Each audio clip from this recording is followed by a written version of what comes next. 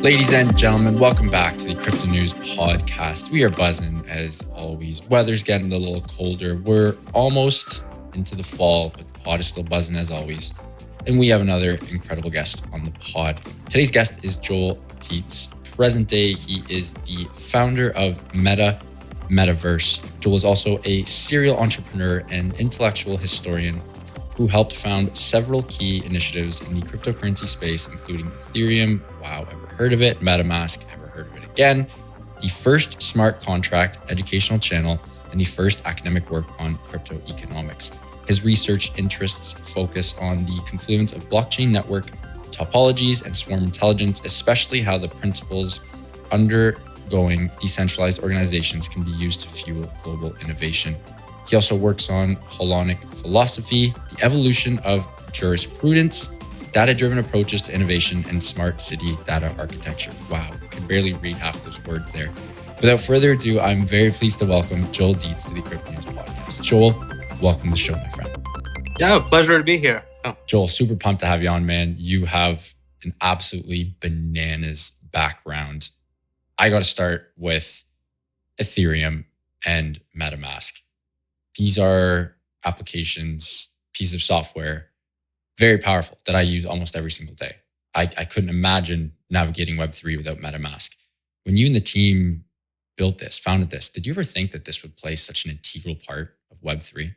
Yeah, I was in, the first, working groups, Skype groups, and I think we talked about the flippening back then, the day that the market cap of Ethereum would flip that of Bitcoin. So I don't know why, but it just felt like there was, on the day the white paper came out, there were at least 20 or 30 of us that were convinced basically of this, that this would happen. And we fed off of each other. So. And can you walk me through the process of creating? Let's start with ETH, for example. What was that like? Any crazy stories with Vitalik? Any stories that you would love to tell, 30 years down the road that perhaps the average Joe or Josephine wouldn't be cognizant of? Yeah, I mean, first of all, I'll say that, there were probably 50 people involved in the early days of Ethereum. And most of us were engineers by training, and most of the work that needed to be done to build Ethereum was the engineering side of it. So there was so much to be built. And I contributed a little bit, but mainly on the educational side and kind of bringing awareness and building some of the first channels in that area. And just in general, it was interesting because sometimes you find something that is so intuitive to you, but then it's actually kind of somehow hard to explain, to other people. And I worked really hard on that because, for at least a while, I was the person spending the most effort on trying to educate people who were, necessarily not as technical as some of the core devs, let's say. That must have been nightmare fuel back in the day, educating people on Ethereum. What did that pitch even sound like? What was the one-liner? What was the elevator pitch? How would you convince people that we created this, bonkers cryptocurrency and it's going to be the future? Yeah, as you probably picked up just from my description, I have a bit of an academic disposition, and I sometimes like to talk about it from the aspect of the nature of money and what money is, And I often said, that basically, Bitcoin was the first digitization of money where you could basically transfer some value to one person. And then, Ethereum was the first programmable money. So basically, if I have a token that represents a value, whether it's a bottle of beer or a crystal or a gold coin, but then I can put instructions inside of it and say, okay, now go to Matt after 10 minutes, or now go to Matt after 10 minutes if Alice says yes. And that sort of idea of building program logic into currency had basically never been done before. And it opens up a whole lot of different possibilities, including new types of organizations, new types of funding, DAOs, and I could go on for a long time about DAOs, but usually don't try to do that on the first conversation or at least first few sentences. Oh yeah, we'll get into DAOs later. Still a very trendy topic, and a lot of people are very, very much so butchering DAOs nowadays, where it's still a almost completely centralized organization, not a lot of autonomy either. But again, we'll get into that. We'll jump back into ETH in a couple of minutes, but I want to move over to MetaMask. MetaMask is just absolutely incredible. It's one of the best things about crypto, in my opinion. It's so easy to house everything right from your browser or right from your mobile device. One of the best logos in the space too. I have a kinship and love for that little orange fox. What was it like building this application? Did you guys think that it would be something that people use every single day right now? It's a good question. To me, it was kind of an obvious thing, basically at DevCon 0, that people would consume dApps primarily through the browser. I think I was the only person who thought that. But I managed to convince Vitalik, who was obviously very influential and who had some control over the Dev Grants program. And I also managed to convince Gav Wood. So that was basically the formal birth. And I guess later on, Joe Lubin was convinced, maybe 6 months after that or something. So the kind of formal process behind that was just kind of, I don't know, somehow obvious to me. Now, how to get from A to B, again, like lots of engineering effort involved. Thankfully, my career has been as an engineer for the most part, so I can estimate that and know, roughly speaking, like what fits together. As to the specifics, we did kind of say that to the Y Combinator people in the interview, that this was like a big thing and Ethereum was a big thing and smart contracts were a big thing, and they kind of were skeptical, So it was kind of an uphill battle, even with these kind of like, reasonably respectable and smart VCs in Silicon Valley at the time, who I guess didn't take Ethereum very seriously back in, I guess, mid 2015 or something. Probably a small regret on their end. How did you convince Vitalik that MetaMask would be so important, that having a browser-based extension would be the spot where most people would house all of their ERC20 tokens? What did that combo sound like? Because again, what you just said, Joel, is you were like, oh, it was, so obvious to me, and I'm sure it was. You're a very switched on dude, but like clearly it wasn't obvious to anyone else. But how did you pitch them? How did you close them? I guess I have a kind of like, I'll say aggressive closing style, but I think I was also the only person at DevCon 0 who was doing like CrossFit in the morning. Like basically I went up every morning to, do, my burpees and pull-ups and stuff before the rest of everyone was doing their technical talks. And, there's just a certain, like, let's go kind of mentality that comes out of that particular like performance fitness crew. And, I guess I know somehow I'm ingrained that over time. And so I always try to push things forward at the pace that, I want to do them, which often isn't the pace that other institutions are ready to go. But actually, interestingly enough, Vitalik, when he stayed at my house in Silicon Valley, did CrossFit with us, kind of exercises in the morning. So I guess the little bit of that exposure, and maybe it was even from the aspect of him having done that he was like, whatever Joel is doing, he's probably serious about it. Look, I'm in no position to chirp Vitalik. He's the GOAT, but like I can't see him in his noodle arms doing CrossFit. It was like interesting thing to see. I kind of wish I had videos of it, honestly, and I didn't expect him to like get up in the morning and come join us for our little CrossFit routine, but he did. So yeah, props to Vitalik. You know how viral that would go today? That's like him with his hammer in his pants, the classic photo that went viral about a month ago. You know the one I'm talking about. With his schlong present in his pants. If that was his schlong, if it was, good for him. He's got a healthy one. But yeah, you know how viral that would have went? Like that'd break the internet. Vitalik doing CrossFit, are you kidding me? In his like PJs or in a crazy Vitalik outfit with his noodle arms? I might have some interesting things if you sitting at my repository of photos and videos from that time period. I don't know. I mean, I didn't really go back and search, but yeah, it could be. That'd be a good NFT collection. OG Vitalik NFT collection. Oh yeah, good point. Yeah, for sure.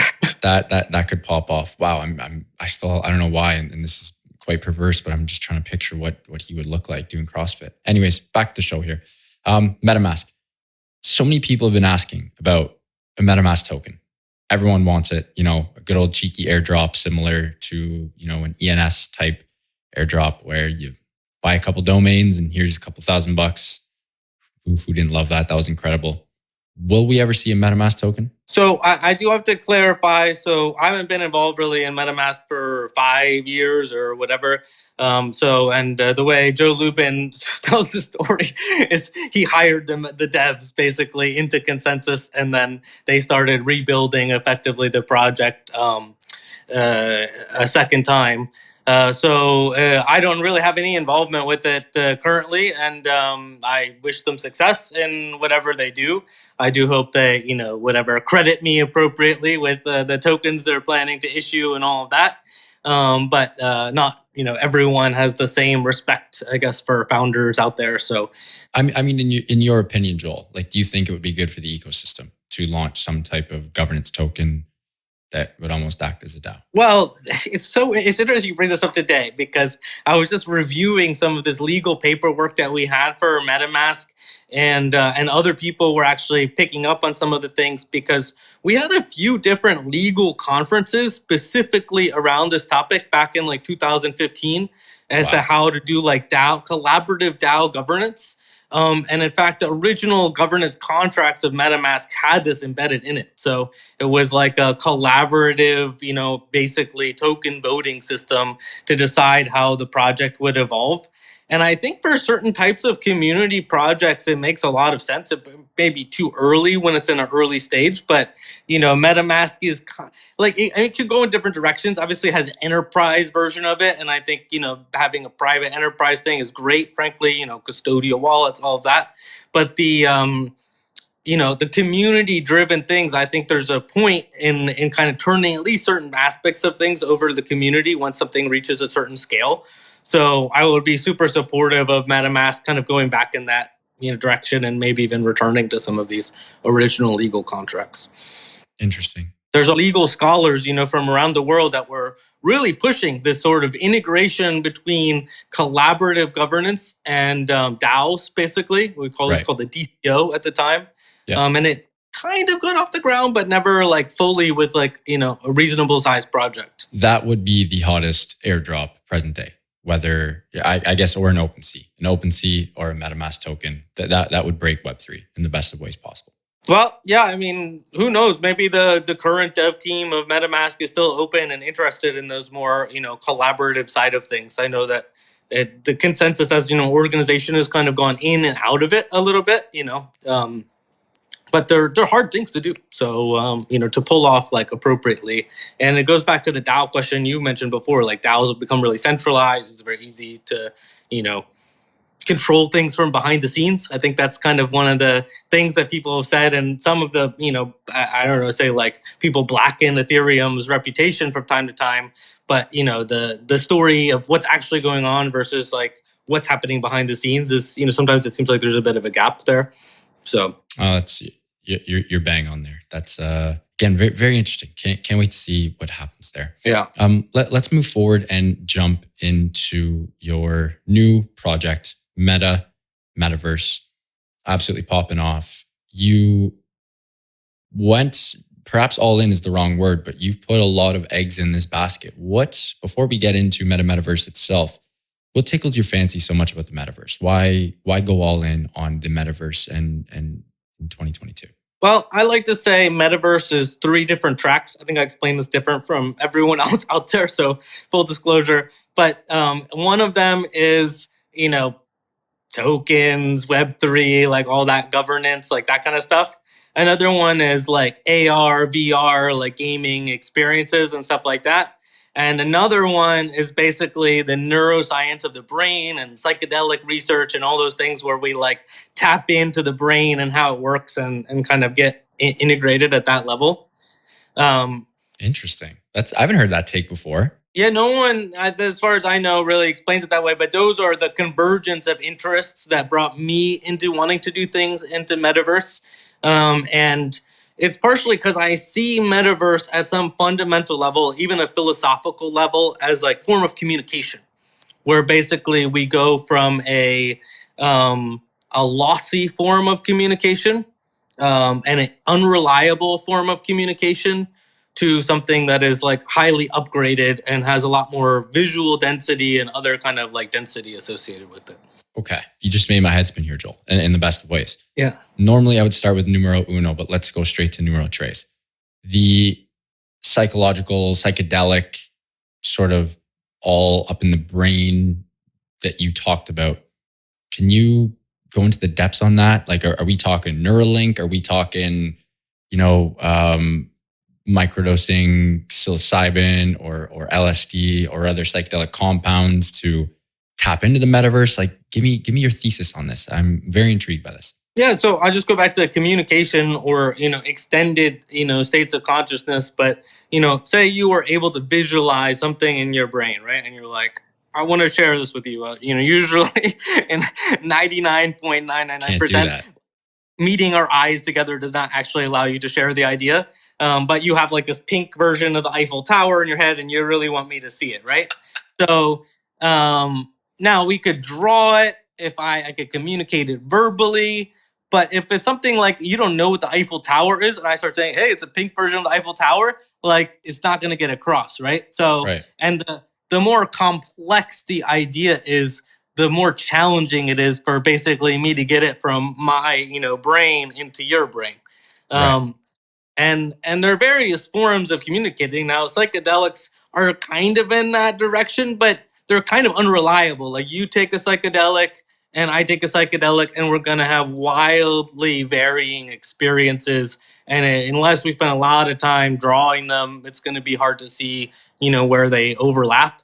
Whereas virtual reality, on the other hand, you put on a headset, then I hand it to you, you put it on, we're going to have basically the same experience. And be able to then communicate it afterwards or, translate it into something. So, I think that's one of the benefits. And again, something like Neuralink and, we're still digging into the kind of brain thing. But if I can do the same thing, with a more direct kind of neuron-based stimulus, or I've seen the ones that use, facial muscles and things like that to do various control mechanisms, it's accelerating that basically. It's allowing for more rapid and reliable communication about complex objects. How far away are we from this becoming a reality? Like, like you and I being able to stare into each other's eyes and me being able to know that you're thinking of a pink Eiffel Tower. I think it's one of those things, that it exists, but it's not like widely distributed, and there's various forms of getting there. But I would say that I would guess like maybe 15 years to a consumer product. So like within our lifetimes would be my guess. And even then it's probably likely to be like a high-end consumer product. Yeah. But there's probably some low-level versions that will be there much sooner. For example, like if I can use my facial, just saying non-hand motions, whatever else, and I have some preloaded things, in like a version of Google Glass or whatever the next kind of version of that is. And then I can basically toggle and say, hey, this is from the set of ideas I have and communicate it. I think we're going to get there much, much quicker. But it will be let's say a more limited vocabulary where I have, in like Counter-Strike, there's like, or these games, there's like 10 common commands that everyone uses over and over again. I think we'll kind of see like that version happen the quickest, probably. Okay, so that was number 3. And again, you blew my mind there. Number 1 was, you said, the tokens and the sharing of information and financial assets, right?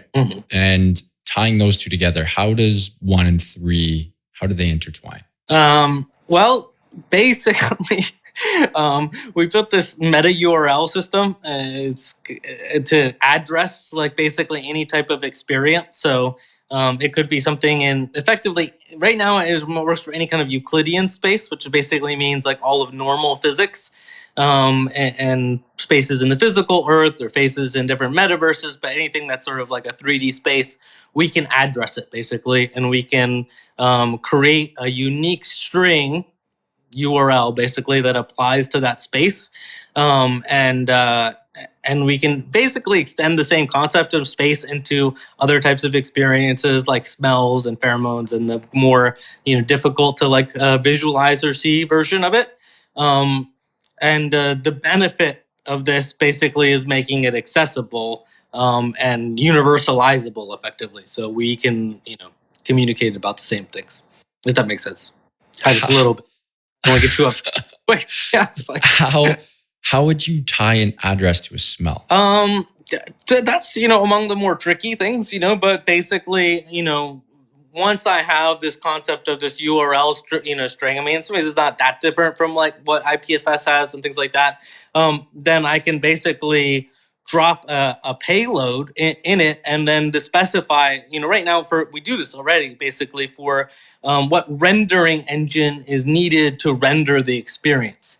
So we support natively Unreal Engine 5, which is, the best one for kind of visual assets, and then the file type, and, basically anything that is a smell or a pheromone or whatever else would still have the concept of a rendering engine where we need a certain type of machine basically that can take that. Let's take a slightly simpler example. Like you are going into a space in a metaverse, it's called Sandbox, Decentraland, one of our kind of metaverses on our platform. And there you want there to be a blue mist, right? So misters are a technology that exists, right? You have misters, they're connected to current audiovisual systems, and you can push a button on a standard mixing board and then get your whatever smoke machine to start puffing up smoke. So all you need to do basically is take that same technology is already developed and integrate it into the localized version of it. So instead of just being like I push the button and the smoke comes out into the whatever DJ booth, venue, I basically walk into a space, let's say in Sandbox, and then boom, like all this blue smoke starts like pouring over my little home office, and that is actually not that hard to build. Like that technology all exists. It just kind of needs this little glue in between, and the glue in between basically goes from a 3D spatial experience all the way to the spectrum of all these other, let's say, non-visual experiences that people are having and don't necessarily have an easy way of cataloging right now. So you're digitizing experiences. Yeah, I think that's a great way of describing it. Yeah. Making them accessible, making them universalizable. Yeah. Crazy. I'm like the Aristotle experience. Wow. So many different things I want to ask you, Joel. We don't have enough time. Jeez. Okay. I want to, it seems like, again, reading your bio, lurking your Twitter, you love history. Like you have a huge history boner, I can tell. I'm a history guy myself. Nowhere I know 1/1,000,000th of what you know, most likely. But how does your knowledge of history impact the decisions you make present day?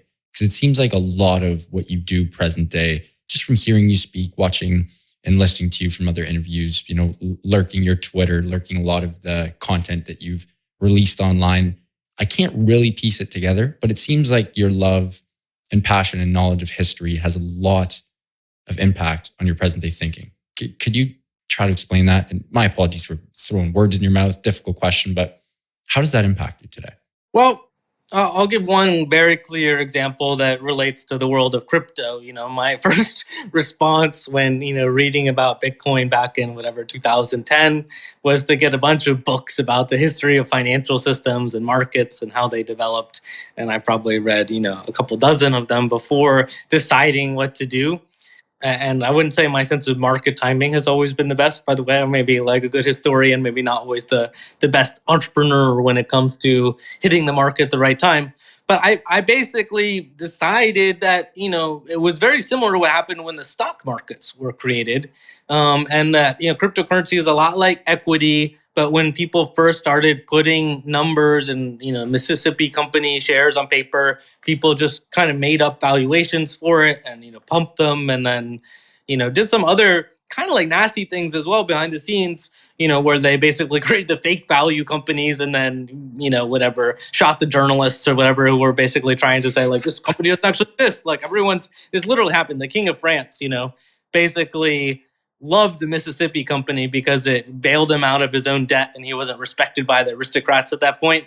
But the problem was that the Mississippi company was like all the people were dying in the swamp and they would write back letters to France saying, hey, we're dying in the swamp. Like nothing, there's no gold here. What did you promise us? Blah, blah, blah. And then the King of France basically said like, don't print those letters.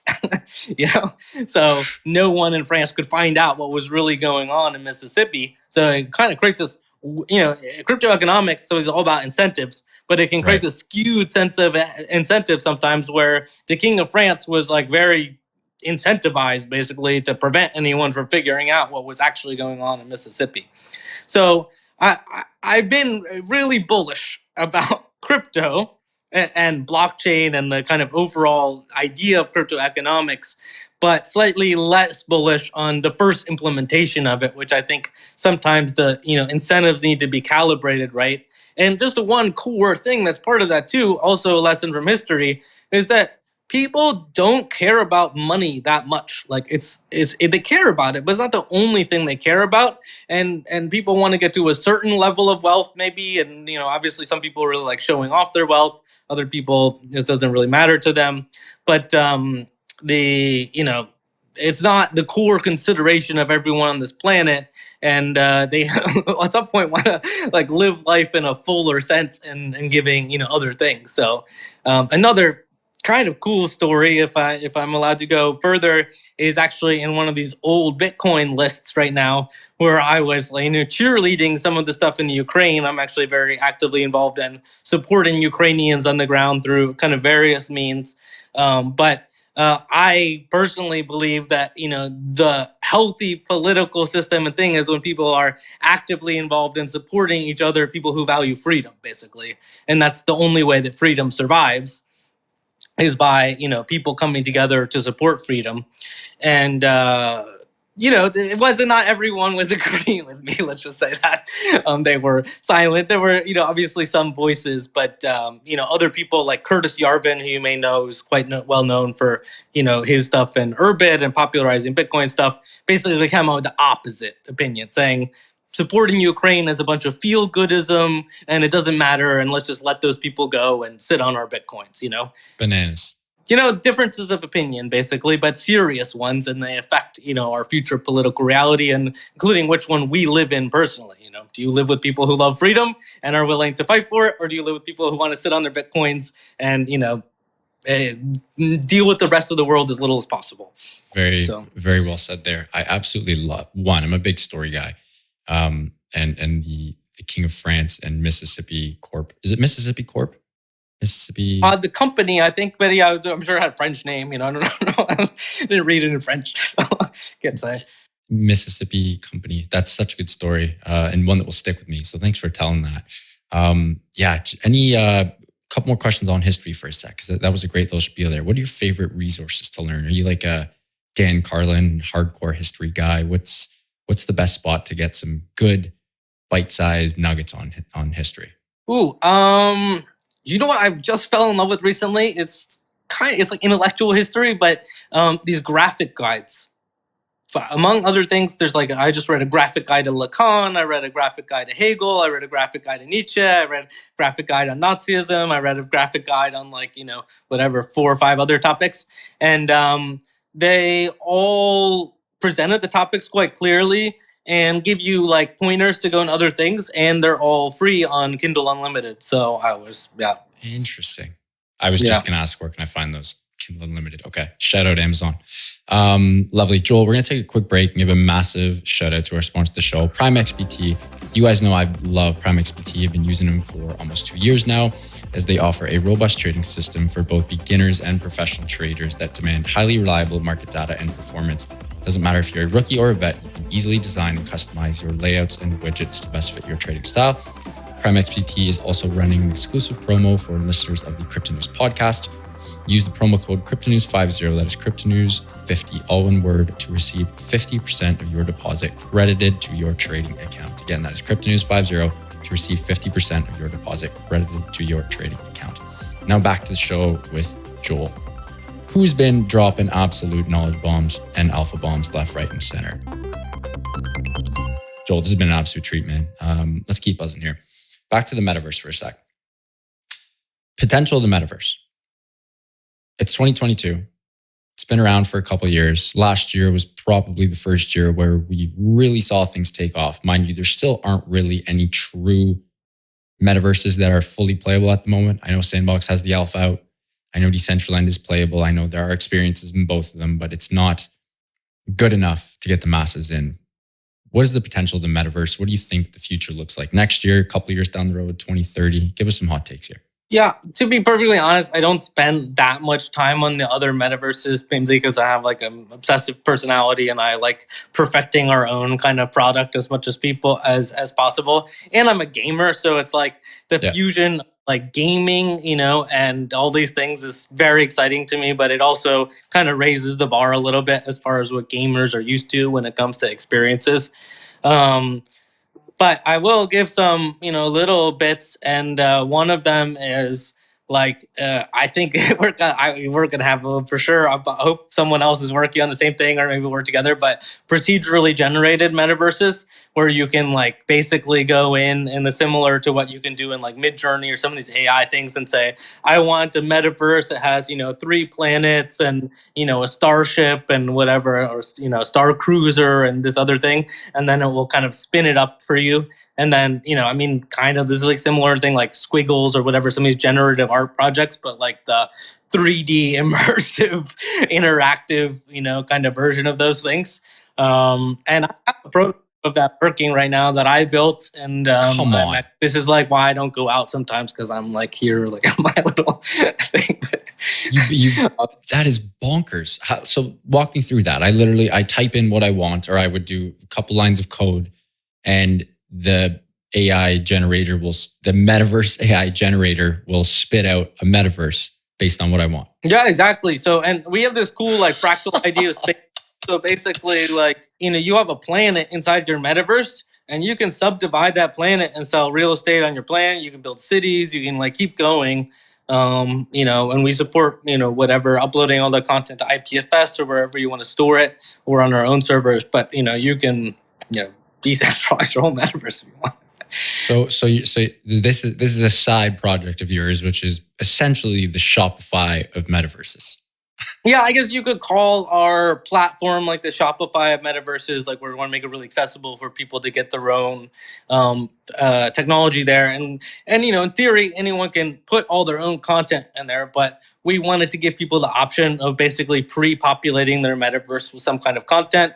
And originally we're just like, here's a planet or whatever, here's a floating island or something like that. But then I got, I would say carried away, but I had my own idea of what we could do. And I was sitting with a professor at Harvard, whose name was Peter Super, who invented Nomic, which is like this super old school like gaming category where you win points basically based on the how you change the rules of the game. So it's like a super nerdy game basically. And he had the idea basically of taking it and turning it into this like Conway's Game of Life on steroids. I don't know if you know Conway's Game of Life. I don't. Okay, anyways, it's like this. It basically was used as a screensaver on all the supercomputers back when they were first building the first version. And it's these simple rules basically for changing the cells that are alive and die in usually a 2D grid, although there's, 3D and sort of multiple dimensional versions available. And it looks cool, and it's kind of has these like life forms basically that are kind of evolving in front of your eyes. So it's very cool to look at. But no one kind of took it to like the next level basically, where it could be like fully interactive and you could like insert your own algorithms and see how these things evolve in this kind of the 3D space. And I don't know, once it got going, I was like, this is super cool. So you're a perfectionist. I can just tell once you start, you dial in and there's nothing stopping you. Yeah, it's probably again this like it's some kind of weird thing. I have this I learned Mandarin when I was young, and it took so much time of copying these, characters and stuff like that. But, after I got through that, I basically felt like I could do anything with like enough persistence. You just got to keep on going. And then maybe the CrossFit stuff on top of it also means that you like really put yourself into something once you're in the middle of it. So, yeah. And I love this kind of stuff too. Like it's gaming that got me into programming. So when I get the confluence of these two things coming together, I just I light up. I get so happy. Yeah, folks, for those listening and who aren't watching this, Joel has literally been smiling while speaking for the last 36 minutes. So it's an absolute treat to see someone so fired up about, and passionate about something they do. Joel, let's keep buzzing on metaverses here. I know you guys are helping a lot of businesses come in and, create their own, do their own ish within the metaverse. Which businesses in particular can benefit the most from the metaverse? I think probably I don't necessarily normally think of like a government, as a business, but I did read Balaji's Network State. I think it's definitely in the kind of right direction of kind of evolution, and in general, I'm a fan of his writings. And I think that basically, and we got this actually inbound. I gave a talk at the World Government Summit before about metaverses, and I basically said, like, governance needs to be fun. Like, it needs to be engaging. Like, you need to actually have something for people to do. And especially if you're going after like civic engagement, how can people engage more? And be like, make a metaverse. I don't know, like find something for people to have actual and control over and help evolve. So I think that's going to be maybe the biggest thing overall. It might take a little bit longer to go, because governments aren't necessarily known for like doing things quickly. But I think people like Balaji will help with their own kind of micro governments. And I think there's, a lot of other things too. Real estate is kind of an obvious one. Like, Yeah.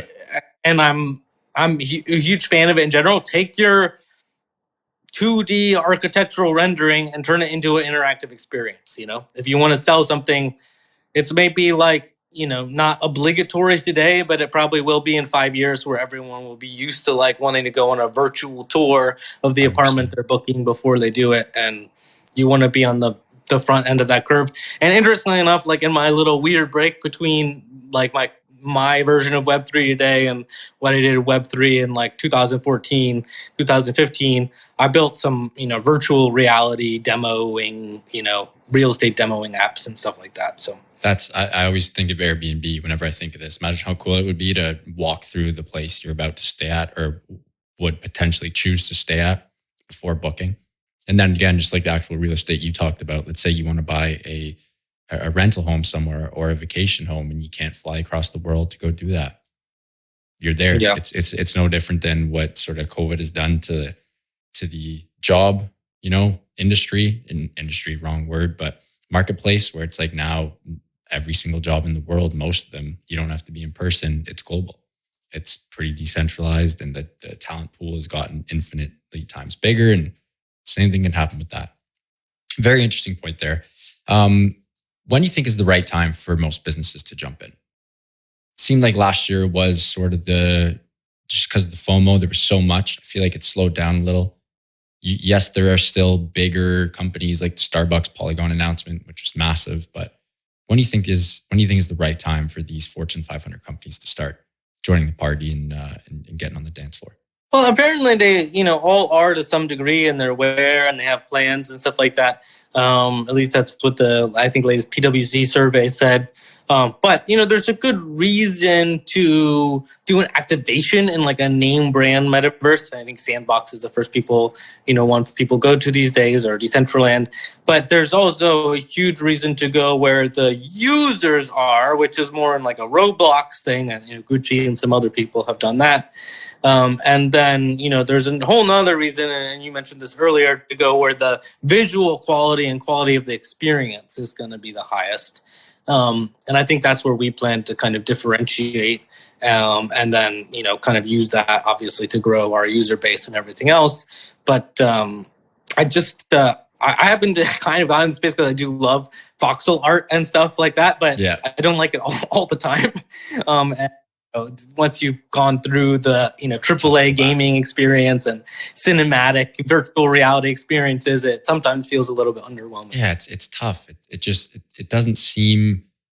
I can't really put a finger on it. It's so qualitative, but it's tough to grasp and conceptualize living in a world with such outdated visuals and art. Whereas, just like you said, these AAA gaming studios have. It's real. Like, I saw gameplay footage for the new FIFA. I think this week I saw it. It literally looks like the friggin' game. And then there's, again, nothing against Sandbox or Decentraland or anything like that. They're all incredible companies, but it just doesn't do it for a lot of people. And and for a lot of the people who aren't in crypto, I feel like that's one of the biggest negs at the moment, is that they're like, we can't be living in some world with voxel art, with pixel art. But it is what it is, to each their own. Joel, this has been absolutely incredible, man. You have just literally taught me so much and put a smile on my face this whole time. There's a segment on the show called the Hot Take Factory, and I feel like you could make an absolute living and a half being the Hot Take Factory. Give me some Joel Dietz hot takes. Doesn't have to be crypto related. Can be health, wealth, happiness, nutrition, you name it. I know you have a bunch of them. Let them fly. I want to hear some.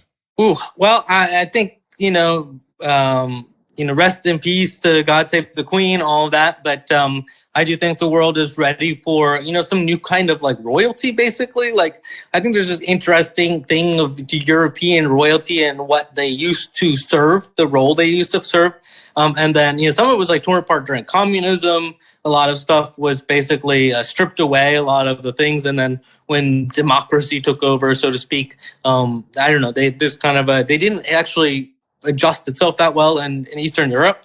So I'm very actively following the things that are happening in Ukraine, because I think Ukraine is potentially going to be able to establish a new kind of political and social model around some of these things. And it's also like a history buff thing, but you get the combination of new political systems, military history, like all this stuff kind of happening there in a hot pocket. I personally will be in Kyiv basically as soon as I can be. I do have some other obligations here, but we have a lot of developers there, and great stuff on the ground. So very excited about that. I don't know. I just the possibilities are always mind blowing to me. And similar to what you said before, but like there's kind of the delicate, effort of weaving different kind of technology together. But I love it. I'm kind of, a little bit on the architect-y kind of side of things. And another just really cool thing, like I think Stephen Wolfram's new work is amazing. I don't know if you know much about him, but I think he's maybe the greatest, or if not one of the greatest physicists of our time, and including on this kind of multi-computation thing. And his more recent book on the fundamentals of theory of physics, I think is just potentially extremely groundbreaking. I was really blown away by his concept of the Roolead and how we do some of this modeling. So if you want to get to like the super, I would say nerdy, esoteric, complex side of it, I mean, read about that and engage. We're actually going to bring on a Roolead fellow to work between us and the Wolfram Institute on some of these topics because we just so fascinating and going to open up a whole lot as we sometimes like rethink some of the concepts in physics that I think we've like overly accepted. Including potentially simulating them in virtual environments, which is also very exciting. I have heard of him before, but Joel, that is so far above my pay grade. Like I'm not even in that arena. Like I got my grade 11 physics. After that, it was, I'm good. Well, so I'll say from my side, I basically didn't study physics formally. It's kind of like the sad thing in my head, but I have a lot of respect for people who did. Likewise. But I love education, and I love children's education specifically, and how you learn concepts, and physics, I think, is one of those things that lends itself well to being kind of reimagined in virtual environments, because you can learn the rules of physics by experiencing them. And, how cool would that be? I don't know. I'm just, whenever I think of it. Give me a good resource. If I want a little physics reading, where should I start? Or what YouTube videos or podcasts? Like literally for beginner. Like I'm talking high school level physics. I'd need to start right from square one, right from -1 kind of thing. What's a good place to start? You're putting me on the spot because I know what Stephen's like latest things are, but I don't really know what is the most easy way to get going. But maybe read his article, Stephen Wolfram's article on games, and because he put that out recently, and it shows even with kind of relatively simple games like tic-tac-toe, how you can model all of the different permutations of that game, and then the implications of kind of modeling that, which is very interesting. Maybe I'll write something on that myself about how that relates to like the multiverse or concepts like that, because I'd love that. I'm sure. Oh, did you watch Arrival by any chance? That film? Arrival. I Do don't you know think about so. it? It's like a sci-fi film. These like aliens show up, and then basically humans have to coordinate to like figure out what their messages are, without blowing up each other. Right. And Stephen actually designed the language that the aliens used in that film. Wow. So that is actually a very good like kind of approach point, because it's kind of interesting conceptually as well. Like, Very including this question, like, if aliens were communicating to us, what language would they use, and how would they basically trying to be introducing to us? He's thought of that. Wow, crazy. Joel, I want to go back to the new world royalty for a sec. Who would it be, and what country could potentially be the new world royalty? I don't know exactly. I am a huge fan of memes. I know it's a side topic, but I do think that like we've sort of catapulted, memes into this, new, financial and social identity. It's powerful communication. It's powerful. People get it right away. It makes them laugh. It hits them hard. It sticks with you. I love them. Keep going. And just along those lines, I hope, this is kind of like some thought experiment in my mind, but I would hope that the new form of royalty, so to speak, would actually be kind of in this meme sphere, where it basically that like is not so serious. Yeah. I don't know. Maybe I just don't want it to be serious, but I don't know. I like memes. Yeah. I love that, Joel. Incredible episode, man. I'd love to have you on for round 2. I need you on for round 2 because we just scratched the surface here. I can tell that you have so much more to give, and I would love to get that out of you. Thank you so much for coming on. Before you go, can you please let our listeners know where they can find you and MetaVerse online and on socials? Yeah, metametaverse.io. My Twitter is Dietz. Joel Dietz is my name. You can Google me, I guess. You got it. Joel, thanks again, man. Absolutely incredible episode. You absolutely crushed this. And next time I'm in Dubai, I will hit you up. Would love to go to dinner, actually get to meet you in person. But until then, wishing you and the team all the best and looking forward to the next time. You should come to our Metaverse arcade. We'll have it set up by then. I'm actually downloading all that stuff right now. My other desk is like all these controllers and stuff. So. Oh, wow. Amazing. Yeah. Thanks again, Joel. Appreciate it, man. Pleasure. Take care. Folks, what an incredible episode with Joel Dietz, founder of MetaMetaVerse, who also did some incredible work on Ethereum, MetaMask, the first smart contract educational channel, and tons of academic work on crypto economics. Joel brought the heat this episode. This was absolutely incredible. I loved it. I really hope you guys did too. I'm sure you did. To the team, love you guys. Thank you so much for everything. Eustace, my amazing sound editor, you're the GOAT. Love you, bro. And the listeners, you guys are the best. Keep on growing your bags and keep on staying healthy, wealthy, and happy. Bye for now, and we'll keep in touch.